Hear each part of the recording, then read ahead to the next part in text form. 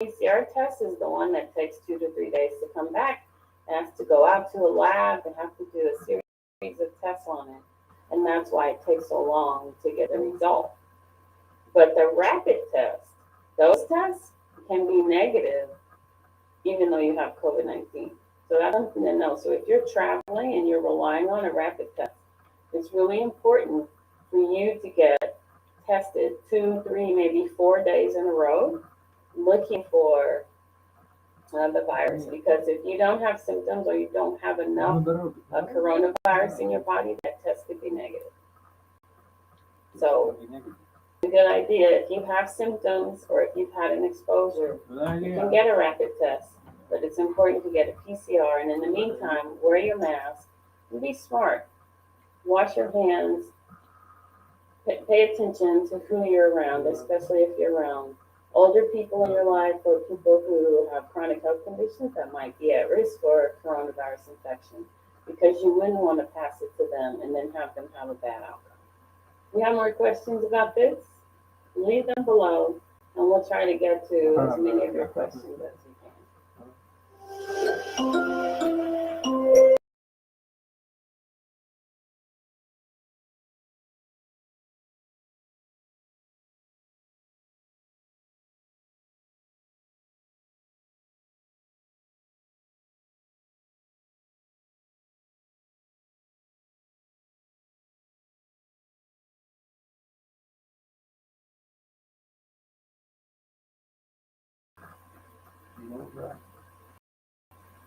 Что полезно, понимаешь?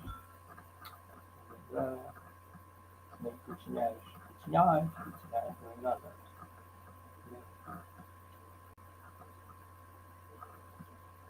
Чувак, с печенью не чеснок, что ли, о чем там сказал, любовь.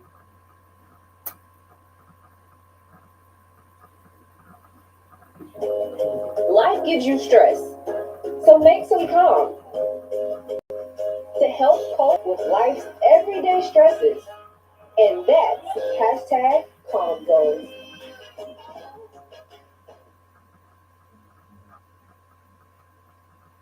Nothing save us from this unholy curse. There is a curse on every man across this dark and dangerous land. No one can run, no one can hide from the perils of the old. Nothing we do will make it go. All of us does not yet exist, so everyone stops quite often.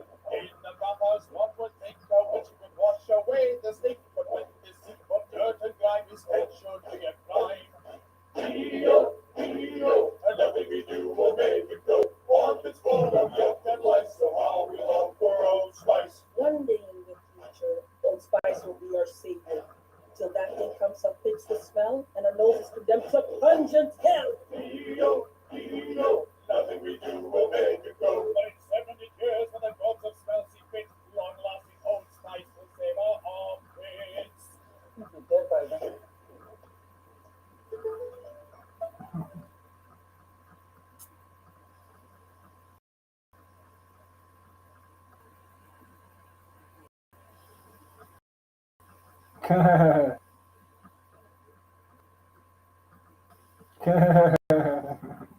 We don't need to be living in fear. At the same time, we also have to be aware of what we're putting in our bodies, because there are absolutely things that are approved, that are on shelves, and you can easily grab, that can really mess up your liver. You just have to arm yourself with the knowledge to know what they are and how much you should really be looking at taking. I want to jump right into this because I feel like the 4 compounds that I'm going to talk about are highly discussed, especially online. And a lot of people say, do not take these because of what they do to your liver. I need to clear the air. And although the 4 compounds that I am going to talk about do have an effect on the liver, I also want to play devil's advocate and look at the other side too. Because if they're on the market, they're probably not super dangerous. But on the other hand, is anybody really looking out for us? So let's investigate.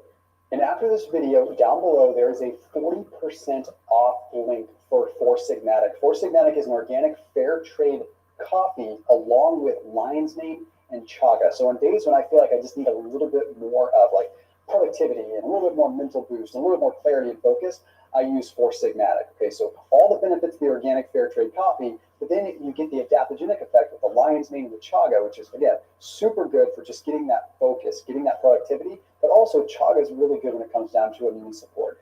Every single batch is third-party tested. That means the quality of the coffee, but also the mushrooms as well. So everything is super tested, which is what I'm all about, making sure that everything is rooted in data and that things are legit. It also helps that they have 20,000 five-star reviews and have a 100% money-back guarantee. So for that 40% off discount, you use that link down below or go to foursigmatic.com/Delauer. That's FOURSIGMATIC.com/Delauer. And that's where you can get up to 40% off lion's mane and chaga mushroom coffee down below.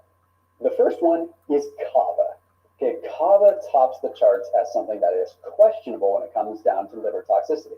Now, I might spoil this whole thing when I say I take kava and I enjoy taking it. I like how it makes me feel, but that doesn't mean that I didn't do my due diligence. So let me kind of break it down because it's a little bit of a gray area. You just have to know. Okay, first of all, what kava does is it blocks sodium ion channels. Okay, so it blocks a little bit of sodium coming into specific cells. Long story short, it helps kind of cut some of the excitability that might be happening in some of your cells in your brain. Makes you feel a little bit calmer, but also enhances what's called gamma aminobutyric acid. So basically it makes you feel a little bit calm. It has a mild sedative effect. Feels a little bit like, you know, having a drink.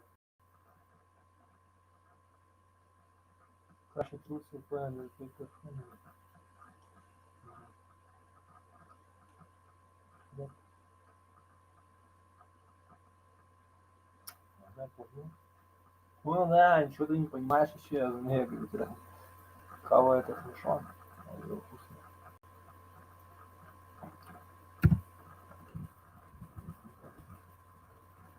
Aber kommt, ne?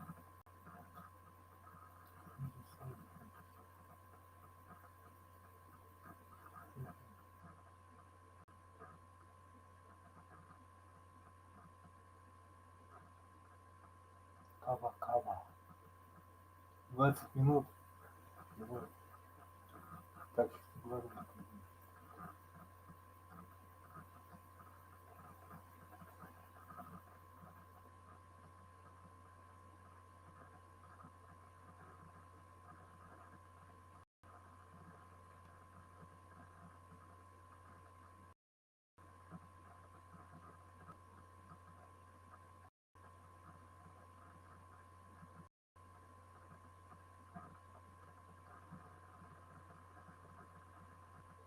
Okay.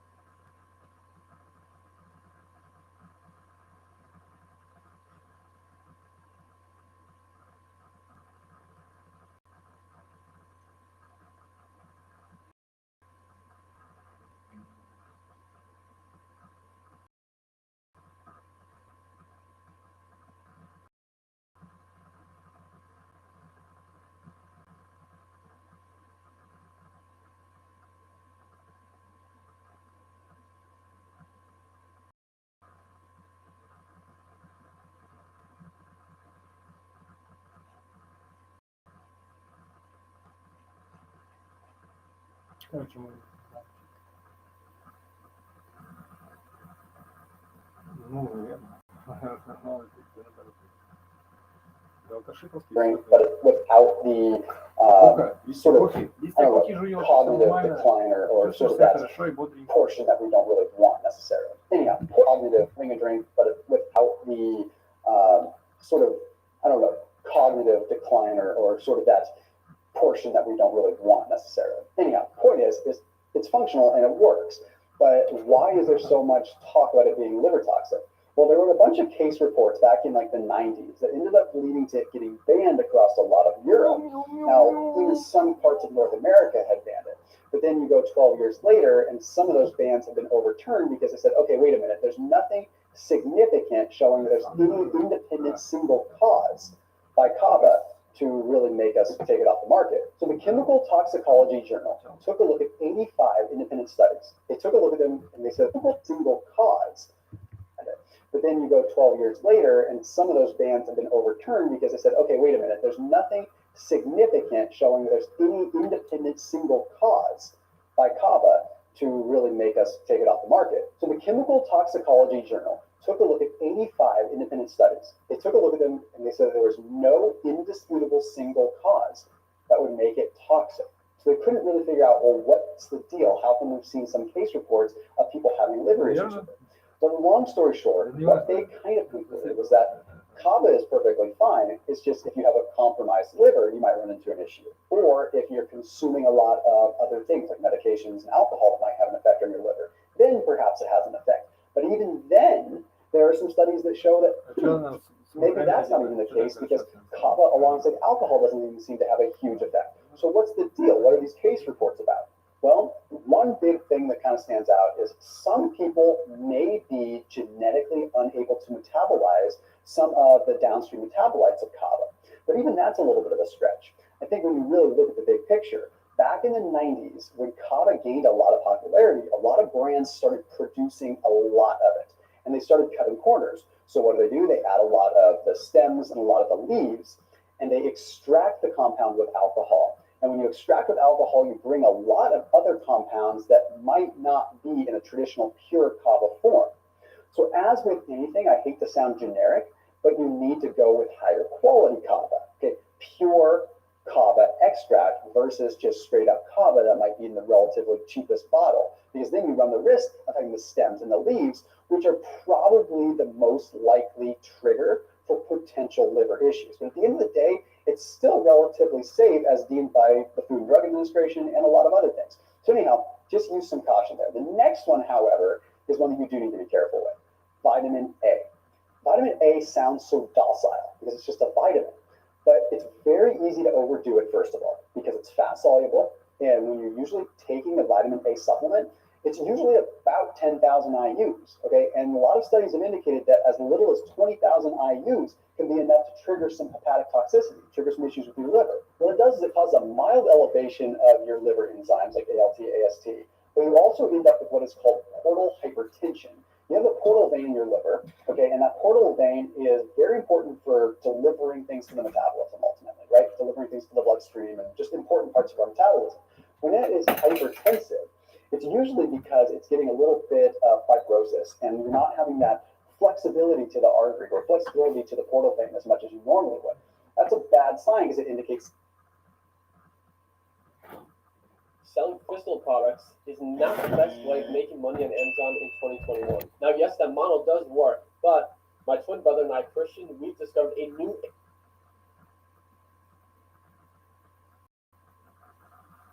some fibrosis, which again is another potential thing we see with a lot of vitamin A is progressive fibrosis, almost like a form of cirrhosis where the liver is just getting hardened and is losing its ability to perform as well. Basically what happens is vitamin A in high amounts down regulates what's called collagenase.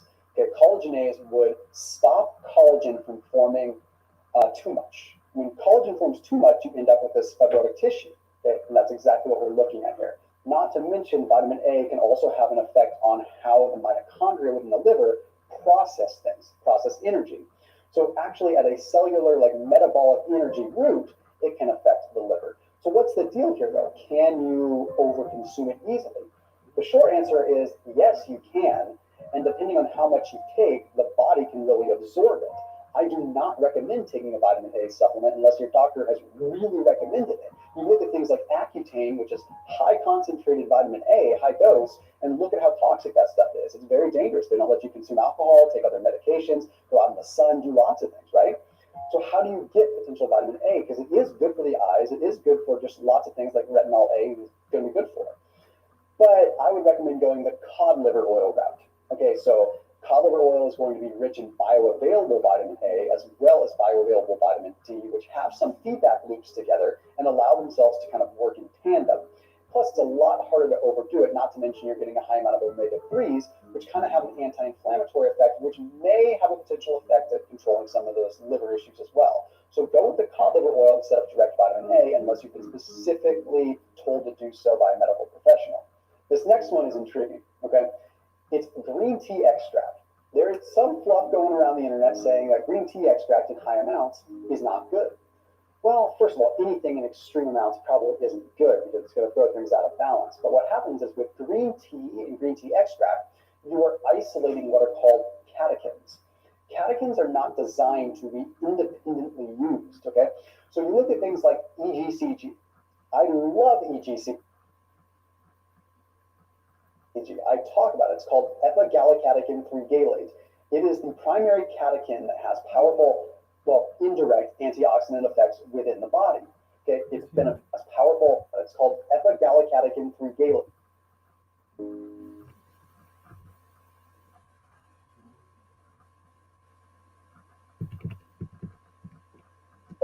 It is the primary catechin that has powerful, well, indirect antioxidant effects within the body.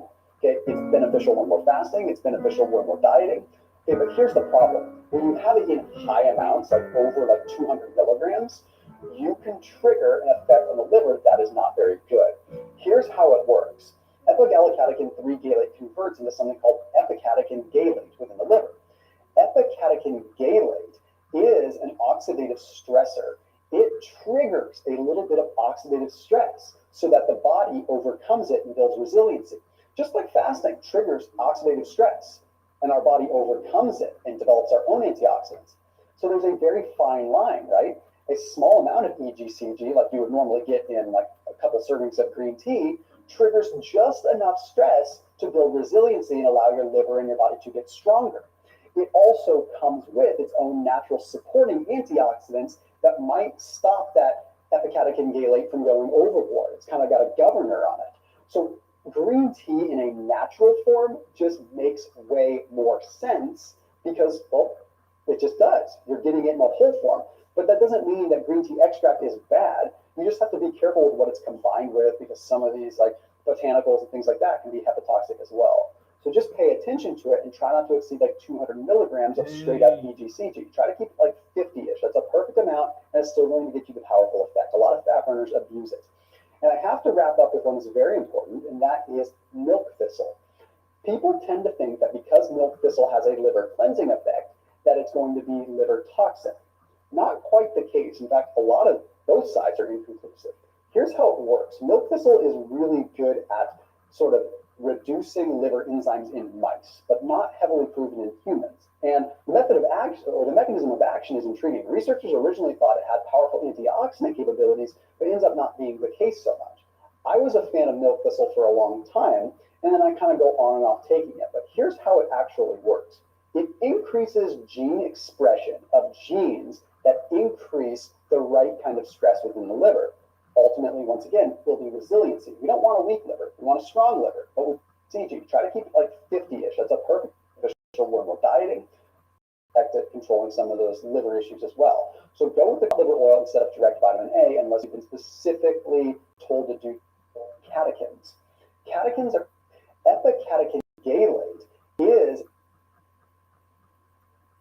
makes way more sense because, well, it just does. You're getting it in a whole form. But that doesn't mean that green tea extract is bad. You just have to be careful with what it's combined with because some of these like botanicals and things like that can be hepatotoxic as well. So just pay attention to it and try not to exceed like 200 milligrams of straight up EGCG. Try to keep it like 50-ish. That's a perfect amount and it's still going to get you the powerful effect. A lot of fat burners abuse it. And I have to wrap up with one that's very important, and that is milk thistle. People tend to think that because milk thistle has a liver cleansing effect,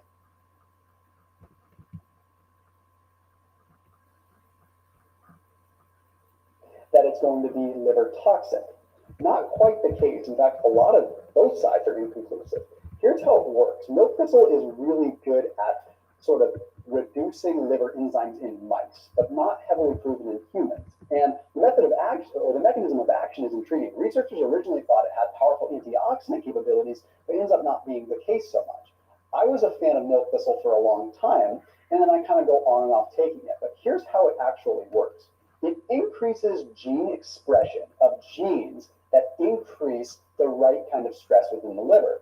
Ultimately, once again, building resiliency. We don't want a weak liver. We want a strong liver, but we don't want to stress it so hard that it dies, right? So it induces gene expression for the proper stressors. Okay, and then it turns down and suppresses gene expression for ongoing inflammation. So in the short term, it helps the liver get stronger, and in the long term, it can potentially modulate inflammation. It also induces AMPK, which allows the liver to kind of go into a recycling mode and reduces mTOR, which could potentially stop the growth of some lesions and everything like that. Again, phenomenal results in mice studies, but there was a meta-analysis that took a look at 17 different studies and was published in the World Journal of Gastroenterology and found there's pretty much no effect in humans. Well, how can that be? Because really, it's pretty similar physiology with a mouse liver and a human liver. Bottom line, it comes down to dose. What they tell you to take and the amount of milk thistle is probably not enough. And most of the studies, and even these studies that actually showed this, the researchers flat out said there were way too many variables to really see if this was effective. The researchers deep down, seems like they still felt that milk thistle was pretty effective. So when you look at the mechanism of action and how it works, I would hypothesize that it probably would work in humans. It just needs to be at a higher level, because the reduction of ALT and the reduction of AST in mice is pretty significant. But again, the dose-dependent effect plays a big role. So as always, I know that this was a lot of information, but take with it what you can. Kava in moderation, cod liver oil instead of vitamin A, green tea instead of straight green tea extract, unless it's like realistically under 100 milligrams, okay? And then milk thistle, take a little bit more than what's probably listed if you want to actually get an effect. So as always, I'll see you tomorrow.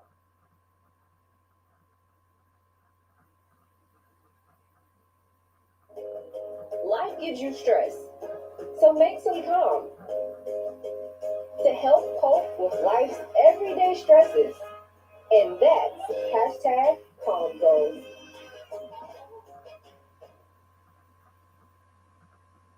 Wow, look at this. 94% of people believe company culture is important to an organization's success. Frankly, I have no idea what the other 6% are thinking. You know, usually when people look up ways to improve culture, they look for best practices. And best practices are good, they're even better when you put them with best principles. Since Bamboo HR was founded, we've looked for principles we believe will make our people, and in turn, our culture, better. And we found company culture formulas that work. And we've crammed it all into the definitive guide to culture. For a free copy, click the link and go download it now. You won't regret it. Don't like the price? Well, you can also pay with 3 easy installments of free. Go ahead, go check it out. Or stick around while I read silently about picking the right perks and monitoring culture metrics. Nope, it's not working. Can't read while you're watching me. So just go check it out. It's easy, free.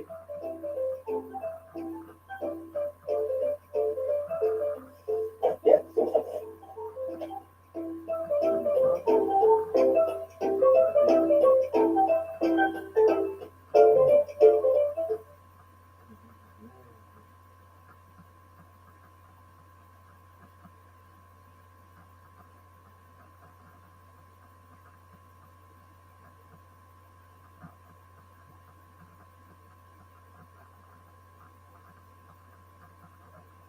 Okay, thank you all for coming.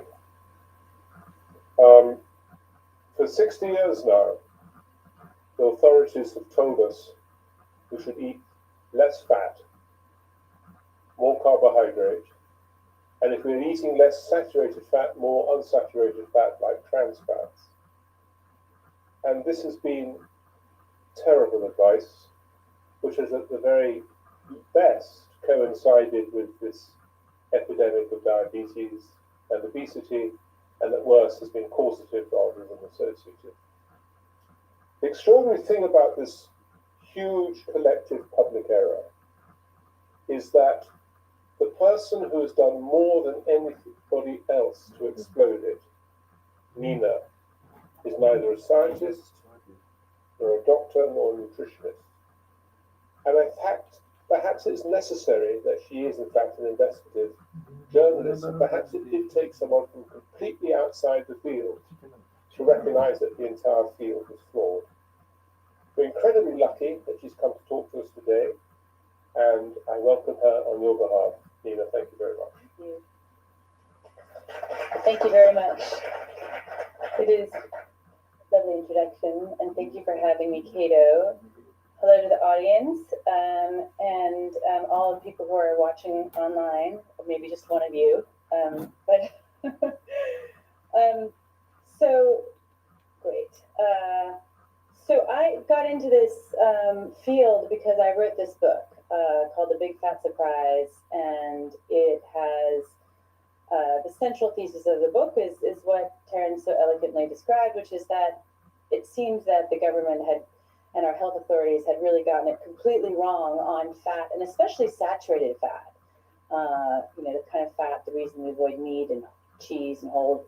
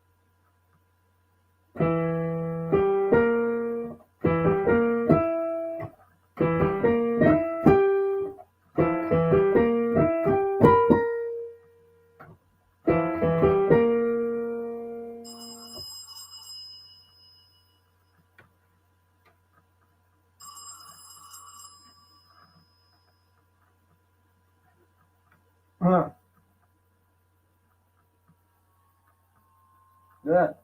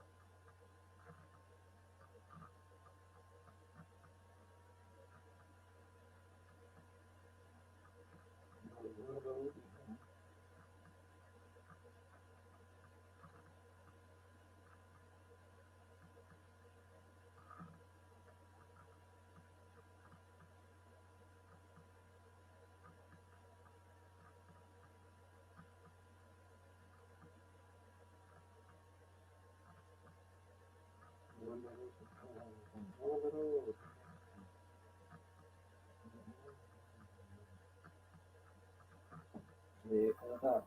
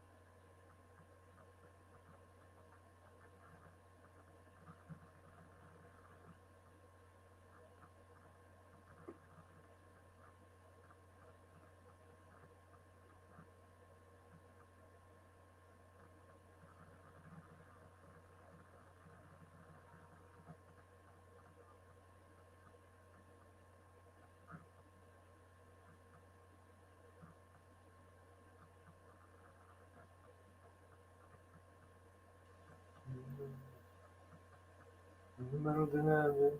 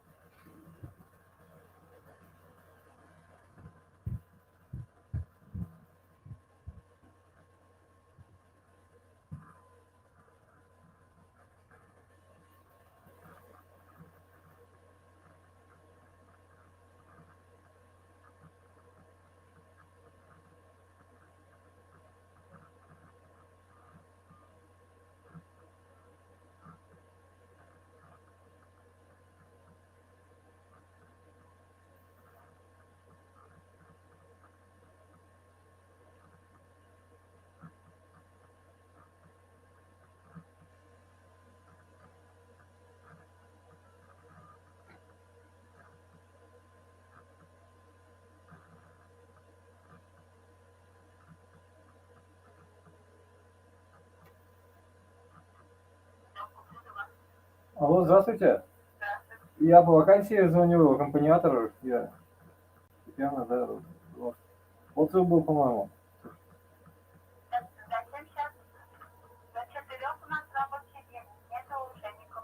А, никого нету? А, ладно. Куда? Что-то там 300.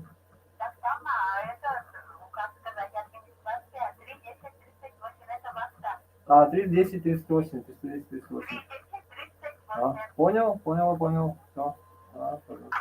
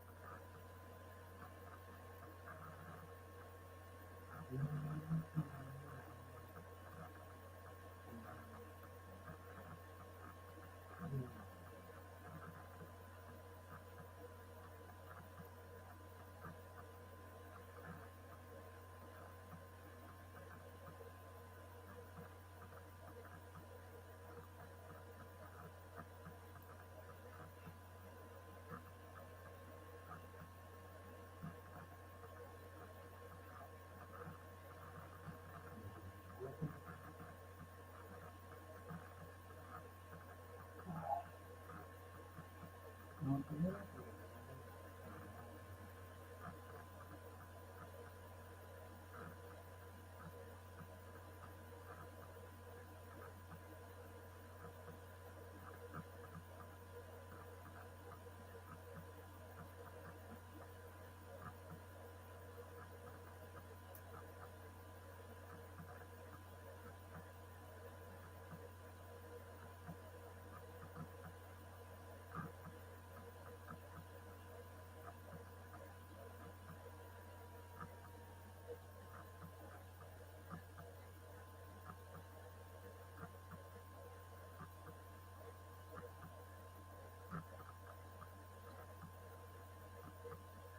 да.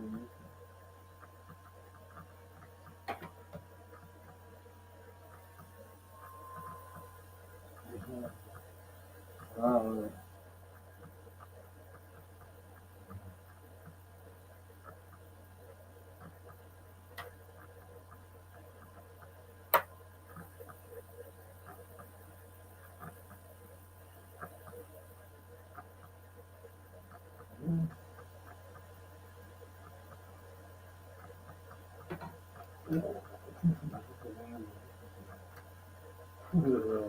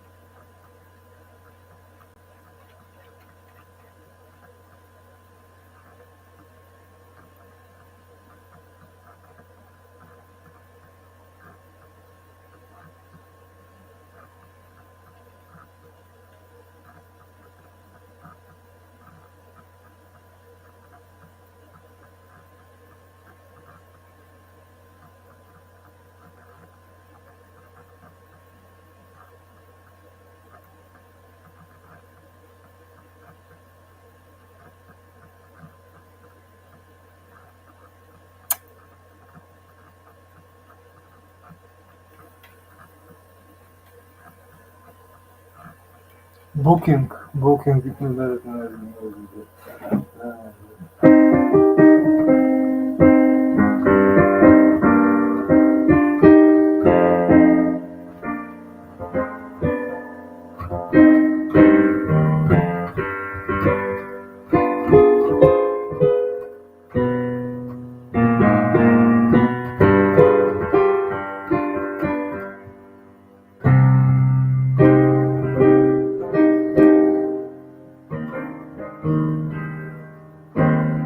Зла мне желаю. То есть вот ты хочешь сказать, что я чмо? Да, ты хочешь сказать, да, понял.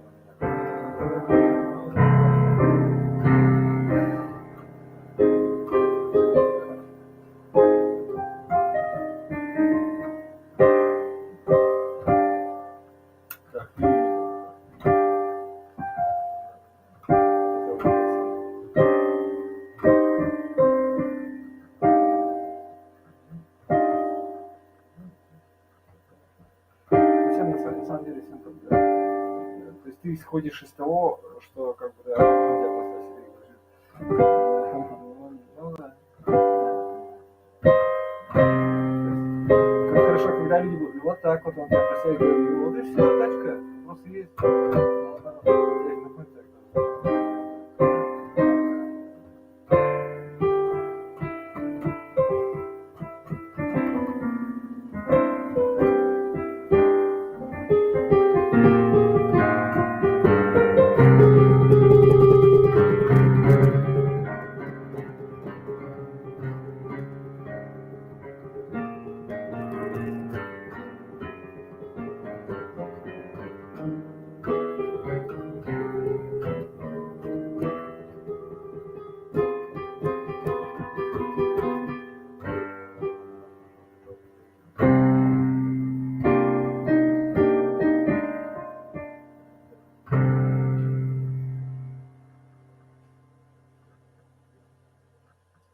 Все настоящее. Да. Мы знаем, о тебе.